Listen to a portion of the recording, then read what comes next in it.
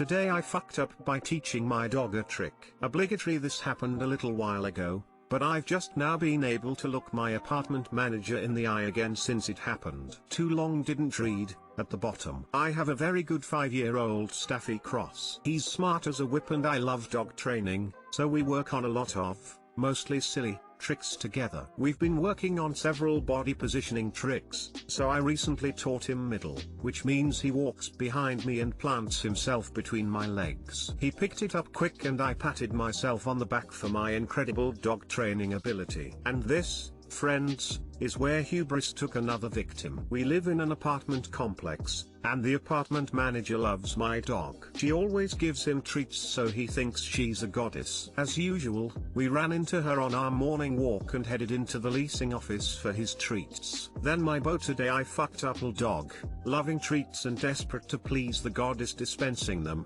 decided to earn his treat that day by showing off his new trick without prompting and cheerful inserted himself between her legs. He is not a small dog, and her skirt acknowledged that. So there we were, my dog between a woman's legs staring up at her with adoring eyes, a very confused manager with a milk bone in her hand and her skirt halfway up her thighs, and an incredibly embarrassed me hoping I'm not going to evicted. Luckily, she's a great sport and laughed her ass off, and I slinked back to my apartment to tell my wife that we need to move and possibly send the dog to a sexual harassment seminar. Too long didn't read, my dog pushed up my apartment's manager's skirt for a milk bone. I'm never teaching him another trick again, and now I need to move and probably put him on some sort of listing.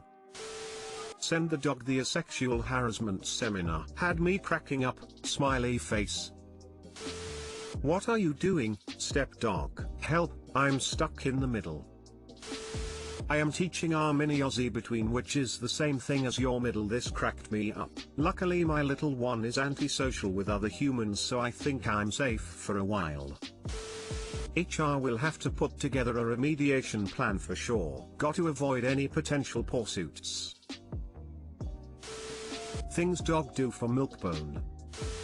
Today I fucked up by opening my son's drink on an airplane. My son has one of those Camelback drinks with the rubber straw that folds down when you're not using it. The cup was filled about halfway, give or take 10 ounces of water, 295 milliliters. So the plane takes off and we hit our cruising altitude of around 41,000 feet, 12,496 meters. Well, my son gets thirsty and wants his drink, so I rummage through my bag and get it for him. I obviously wasn't thinking about how much pressure had built up inside of the closed cup. The moment I snapped open the rubber straw, the entire contents of the cup immediately and violently sprayed straight up to the top of the cabin and soaked everyone within a 3-row radius of my seat, as well as a passing flight attendant. To say I was mortified would be a serious understatement. I hung my head in shame for the remainder of the flight as water droplets gathered on the ceiling and dripped on everyone's head. Too long didn't read, I opened a drink on an airplane. The built-up pressure caused it to spray everyone on the plane. At least it was just water. Yeah, I try not to give my kids juice, so it was just water. It would have made matters worse if everyone was sticky. I did that once several years ago. The water shot in a straight stream right over the seat in front of me and landed on some kid. I was too embarrassed to say anything, and the parent was looking around for a while in confusion. This is when I'd start to pretend to look around. OMG, did you guys get wet too? Where did that even come from?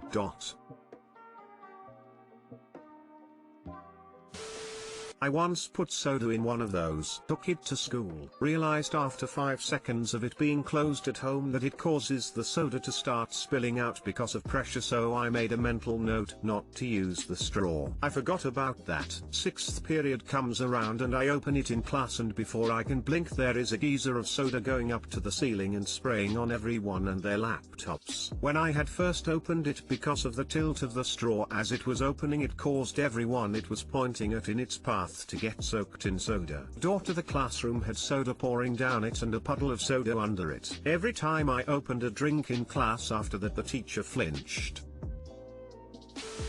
That must have been really embarrassing. What did the people say? The first voice I heard over the commotion as the water was still spraying was a man behind me saying, "Are you fucking kidding me? The pressure in the cup did not increase. The pressure outside of the cup decreased, as did the differential, found the physics professor. Today I fucked up by not wearing sunscreen. Mobile user, so please excuse any formatting errors. You can probably guess how this goes. So, my family and I like to go tubing at this one campground that has tubing as an excursion thing. You get on a bus, drive about 15 or so minutes away, and float back to the campground. So me, being the stupid 17-year-old I am, decide that, since it's such a nice, sunny day, I'm going to take this opportunity to finally get rid of that terrible farmer's tan that I have. Before we get in, my mom tells me about 3 times to put on sunscreen. But no mom. I'm a grown man and I can make my own stupid decisions. Fast forward about 2 hours.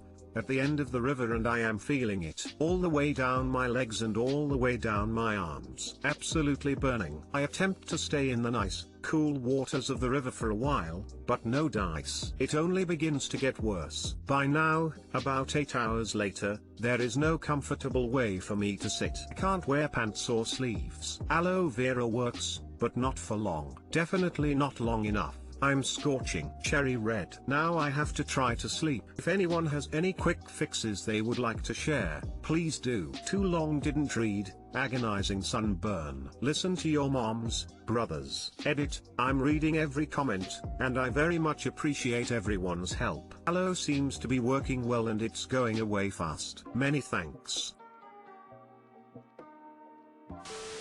Ibuprofen. It'll lessen the pain. Thanks. Silver sulfur diazine, it's used for actual heat burns from fires, stoves, boiling water, that sort of thing. But heard it's done wonders for sunburns. Only caveat is it might need to be prescribed by a doctor, but I don't know that for sure. I've never even heard of that, but thanks anyway.